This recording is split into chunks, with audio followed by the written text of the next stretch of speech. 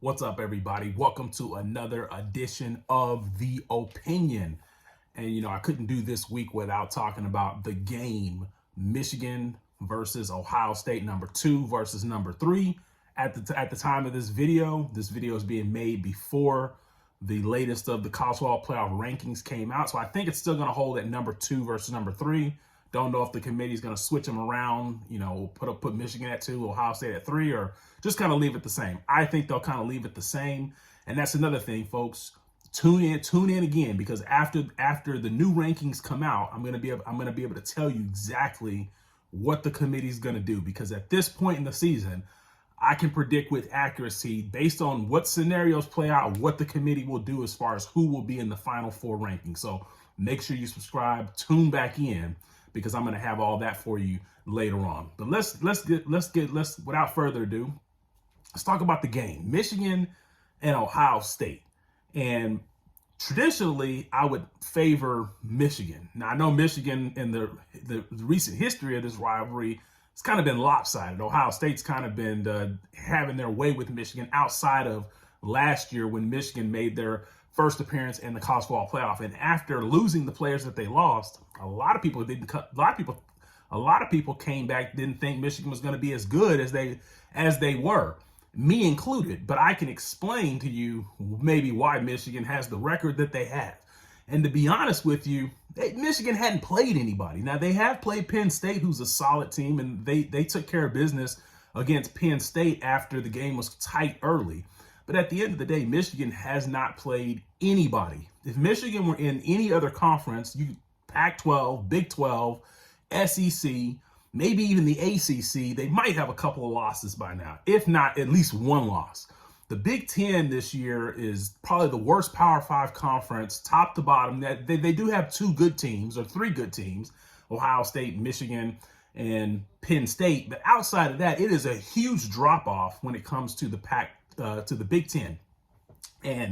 And then you look at Michigan's non-conference schedule. They played the worst of the worst non-league games. Hawaii, Colorado State. I mean, these teams are probably like bottom 5 teams in all of FBS football.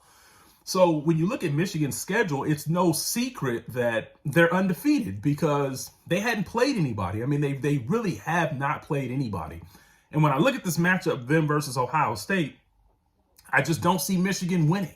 The only way Michigan can win, they may have to take a page out of what Notre Dame is going to do to USC. So make sure you check out that video, the last video I made prior to this one, and my Notre Dame versus USC prediction. But pretty much in this matchup right here, the loser is going to go play USC in the Rose Bowl. Yeah, you guys like how I did that there. I got to stay consistent, right? Because if I got USC losing to Notre Dame, then obviously then that means if that happens, USC would end up in the Rose Bowl. So the loser of this game is going to go play USC in the Rose Bowl, and the winner will likely go ahead, win the conference, and then essentially make their way into the college football playoff. And the loser, unfortunately, I've got Michigan losing because I just think from a stylistic standpoint, JJ McCarthy, he hadn't even thrown for 2,000 yards on the season. I mean, we're in game 12 and he hadn't even thrown for 2,000 yards. The positive side is he does take care of the ball,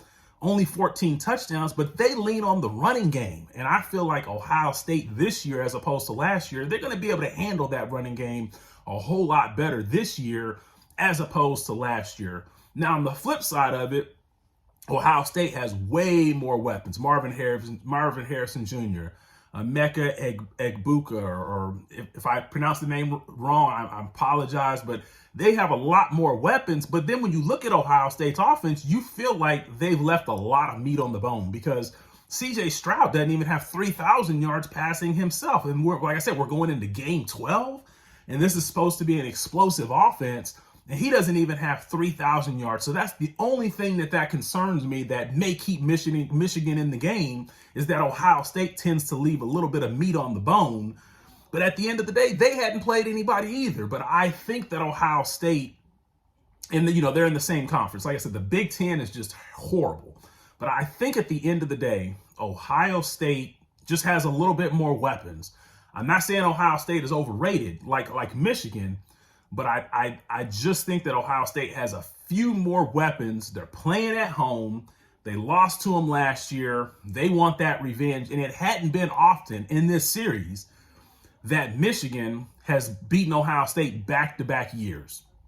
I mean, when's the last time that's happened? I think you probably have to go back to before Jim Tressel started coaching Ohio State? Was that the last time that Michigan ever won a back-to-back in this series? So at the end of the day, I just think, just to kind of wrap it up, I think that Michigan is overrated. I think their quarterback is limited.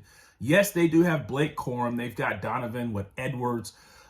They've got those two guys, but I think Ohio State can keep that. I think they can keep that running game pretty well intact and essentially it forced J.J. McCarthy to beat them. And that's where I think Michigan's not going to be able to do that because they're not going to be able to go toe-to-toe.